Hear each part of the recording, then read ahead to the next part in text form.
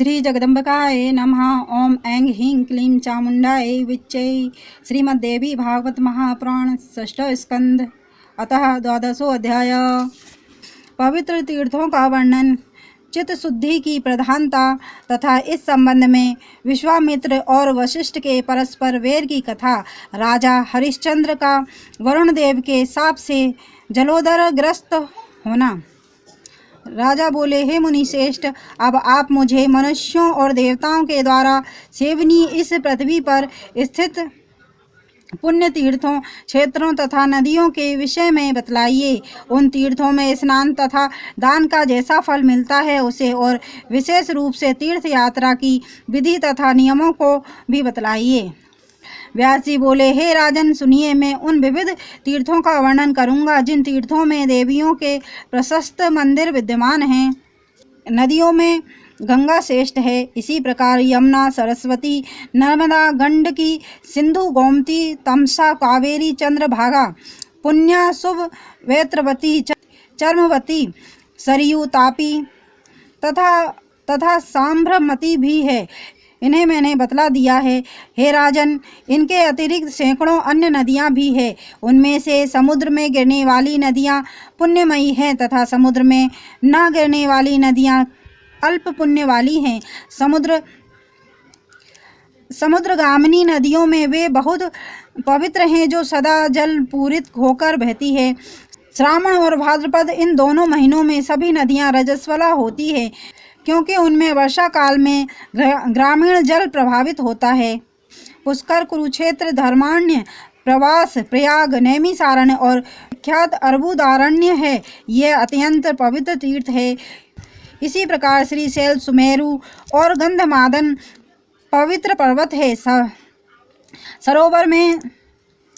सरोवर में सर्वविख्यात मानसरोवर, श्रेष्ठ बिंदुसर और पवित्र अच्छोदश सरोवर पुण्य सरोवर है। इसी प्रकार शुद्ध मन वाले मुनियों के आश्रम भी पुण्य स्थल है। विख्यात बद्रिकाश्रम सदैव पुण्यशाली आश्रम के रूप में कहा गया है, जहाँ नर नारायण नाम के 2 मुनियों ने तपस्या की थी। ऐसे ही वामाश्रम और सतयूपाश्रम भी विख्यात है। जिस ऋषि ने जहाँ तपस्या की वह आश्रम उसी के नाम से प्रसिद्ध हो गया। हे राजन, इस प्रकार इस भूतल पर असंख्य पवित्र पुण्य स्थल है जो मुनियों द्वारा पवित्र कहे गए हैं। हे राजन, इन सभी स्थानों में देवी के मंदिर है जो दर्शन कर लेने मात्र से पाप का हरण कर लेते हैं। वहाँ बहुत से भक्त नियम पूर्वक वास करते हैं। उन कतिपय स्थानों का वर्णन आगे करूँगा।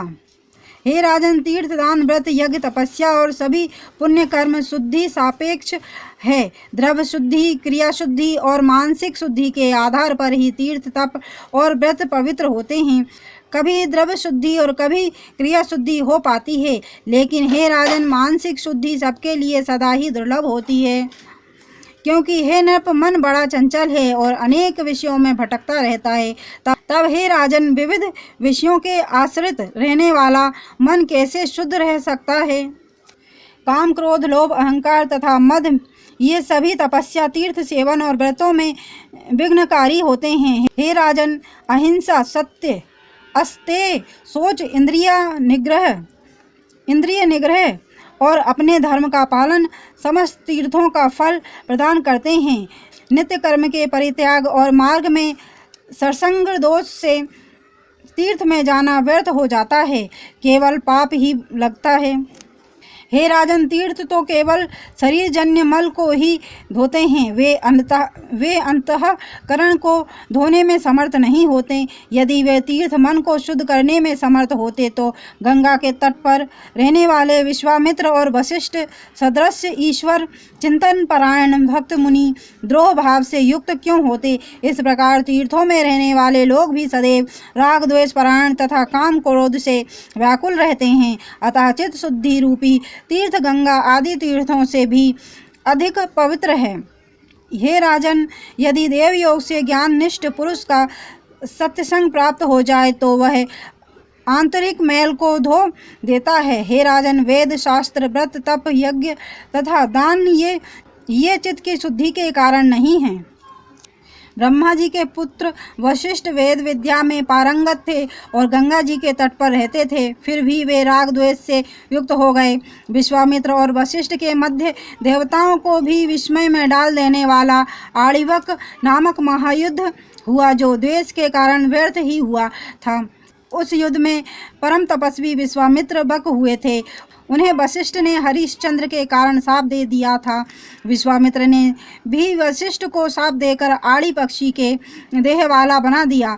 इस प्रकार निर्मल कांति वाले वे दोनों मुनि शाप के कारण आड़ी और बक पक्षी के रूप में हो गए। वे मानसरोवर के तट पर रहने लगे और वहां नखों और चोंच के प्रहार से भयानक युद्ध करते रहते। वे दोनों ऋषि मदोमत सिंहों के समान रोषयुक्त होकर 10,000 वर्षों तक आपस में युद्ध करते रहे। राजा बोले, श्रेष्ठ तपस्वी और धर्मपरायण वे दोनों मुनि श्रेष्ठ किस कारण परस्पर वैर परायण हुए? उन दोनों बुद्धिमान ऋषियों ने किस कारण से एक दूसरे को शाप दिया, जो मनुष्य के लिए कष्टकारक और दुखदायक सिद्ध हुए? व्यास जी बोले, पूर्व काल में सूर्यवंश में त्रिशंकु के पुत्र हरिश्चंद्र नामक एक श्रेष्ठ राजा हुए, जो रामचंद्र जी के पूर्वज थे।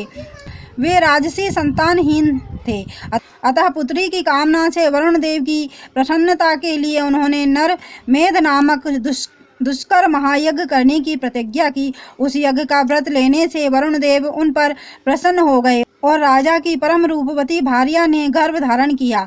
रानी को गर्भवती देखकर राजा प्रसन्न हुए और उन्होंने विधि पूर्वक गर्भ को संस्कारित करने वाला कर्म संपन्न कराया। हे राजन, रानी ने समस्त शुभ लक्षणों से संपन्न पुत्र को जन्म दिया। पुत्र के उत्पन्न होने पर राजा बहुत प्रसन्न हुए। आदि संस्कार की उत्तम विधि संपन्न की। ब्राह्मणों को विशेष रूप से स्वर्ण और परस्विनी गोएं प्रदान की। हे महाराज, जब घर में जन्मोत्सव धूमधाम से मनाया जा रहा था, उसी समय ब्राह्मण का वेश धारण करके वरुण देव आए। आसन प्रदान करके राजा ने विधिवत उनकी पूजा की। आगमन के विषय में पूछे जाने पर मैं वरुण हूँ, यह वाक्य उन्होंने राजा से कहा। हे राजेंद्र, जैसा आपने संकल्प किया था, यह वाक्य उन्होंने राजा से कहा। राजेंद्र, जैसा आपने संकल्प किया था, अब अपने पुत्र को बलि पशु बनाकर परम पवित्र यज्ञ कीजिए और सत्यवादी बनिए। उनकी यह बात सुनकर राजा व्यथा में व्याकुल तथा बेहल हो गए। पुनः अपनी मनोव्यथा को शांत करके उन्होंने श्रद्धापूर्वक हाथ जोड़कर वरुण देव से कहा, हे स्वामिन, मैंने जिस यज्ञ का संकल्प लिया है, उस यज्ञ को मैं विधि पूर्वक करूँगा और सत्यवादी होऊंगा। हे सुश्रेष्ठ, एक माह पूर्ण होने पर मेरी धर्मपत्नी जनना सोच से शुद्ध हो जाएगी। पत्नी के शुद्ध हो जाने पर मैं उस पशु यज्ञ को करूँगा। व्यास जी बोले, राजा के यह कहने पर वरुण देव अपने घर चले गए। अब राजा संतुष्ट हो गए, किंतु कुछ चिंता आतुर रहने लगे। एक माह पूर्ण होने पर वरुण देव सुंदर और मधुभाषी ब्राह्मण का वेश बनाकर परीक्षा लेने के लिए पुनः राजमहल में आए।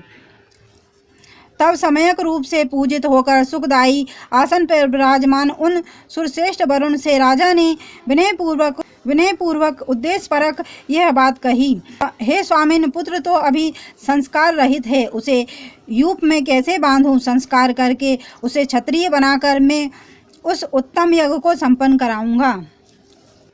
हे देव, संस्कारहीन बालक का कहीं भी अधिकार नहीं होता, अतः यदि मुझ पर दया करें तो मुझे अपना सेवक और दीन जानकर कुछ समय और दे दीजिए। वरुण बोले, हे राजन, आप समय को आगे बढ़ाकर धोखा दे रहे हैं।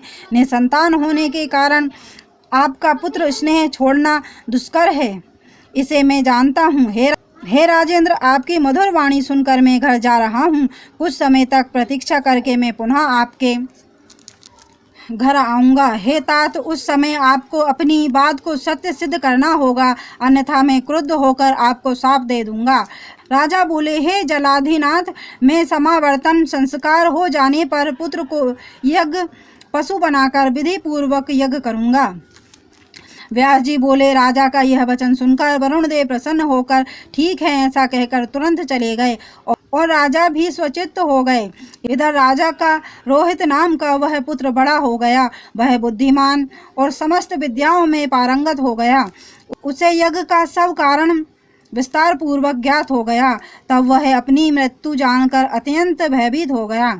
एक दिन वह बालक राजमहल से भागकर एक अगम्य पर्वत की गुफा में चला गया और भयग्रस्त होकर वहां रहने लगा। समय आने पर वरुण देव यज्ञ की अभिलाषा से राजमहल में पहुंचकर उन राजा से बोले, हे राजन, यज्ञ कीजिए। यह सुनकर उदास मुख वाले राजा ने व्यथित होकर उनसे कहा, हे सुरश्रेष्ठ, मैं क्या करूं, मेरा पुत्र कहीं चला गया है। राजा की यह बात सुनकर जलचरों के अधिपति वरुणदेव ने क्रुद्ध होकर असत्यवादी राजा को श्राप दे दिया। कपट विशारद, हे राजन, तुमने प्रतिज्ञा करके मुझे धोखा दिया है, अतः तुम्हारे शरीर में जलोदर नामक रोग हो जाए।